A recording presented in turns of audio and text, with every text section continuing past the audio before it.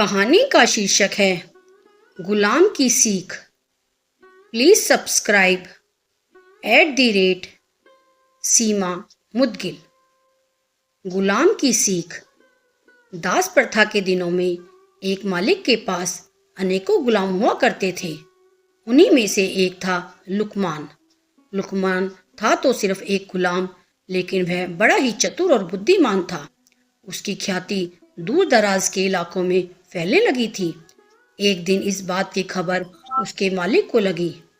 मालिक ने लुकमान को बुलाया और कहा, सुनते हैं कि तुम बहुत बुद्धिमान हो।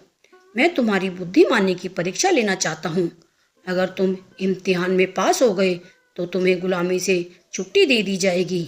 अच्छा जाओ, एक मरे हुए बकरे को काटो और उसका जो हिस्सा बढ़िया हो उसे ले आओ।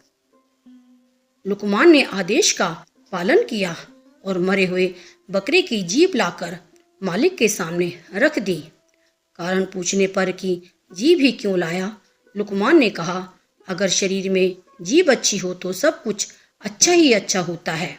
मालिक ने आदेश देते हुए कहा, अच्छा, इसे उठा ले जाओ और अब बकरे का जो हिस्सा बुरा हो उसे ले आओ।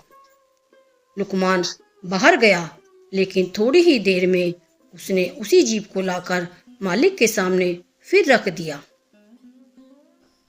फिर से कारण पूछने पर लुकमान ने कहा, अगर शरीर में जीभ अच्छी नहीं तो सब कुछ बुरा ही बुरा होता है। उसने आगे कहते हुए कहा, मालिक, वाणी तो सभी के पास जन्मजात होती है, परंतु बोलना किसी किसी को ही आता है।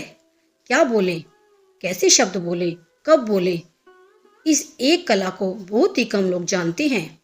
एक बात से प्रेम झरता है तो दूसरी बात से झगड़ा होता है। कड़वी बातों ने संसार में ना जाने कितने झगड़े पैदा कर दिए हैं। इस जीभ ने ही दुनिया में बड़े बड़े कहर ढाए हैं। जीभ 3 इंच का तो वो हथियार है जिससे कोई 6 फीट के आदमी को भी मार सकता है, तो कोई मरते हुए इंसान में भी प्राण फूंक सकता है। संसार के सभी प्राणियों में वाणी का वरदान मात्र मनुष्य को ही मिला है। इसके सदुपयोग से स्वर्ग पृथ्वी पर उतर सकता है और दुरुपयोग से स्वर्ग भी नरक में परिणत हो जा सकता है। भारत के विनाशकारी महाभारत का युद्ध वाणी के गलत प्रयोग का ही परिणाम था। मालिक लुकमान की बुद्धिमानी और चतुराई भरी बातों को सुनकर बहुत खुश हुए।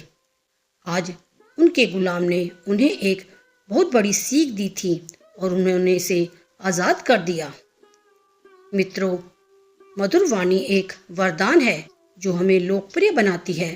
वहीं कर्कश या तीखी बोली हमें अपयश दिलाती है और हमारी प्रतिष्ठा को कम करती है। आपकी वाणी कैसी है? यही वो तीखी है या सामान्य भी है तो उसे मीठा बनाने का प्रयास करिए। आपकी वाणी आपके व्यक्तित्व का प्रतिबिंब है, उसे अच्छा होना ही चाहिए। आपसे निवेदन है कि आप कृपया हमारे चैनल @सीमा मुदगिल को लाइक एवं सब्सक्राइब कीजिए और नई नई कहानियाँ पढ़िए, देखिए और सुनिए।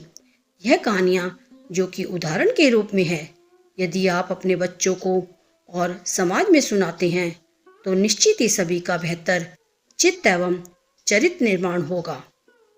आपका बहुत बहुत धन्यवाद। आपकी सेवा में सीमा मुदगिल।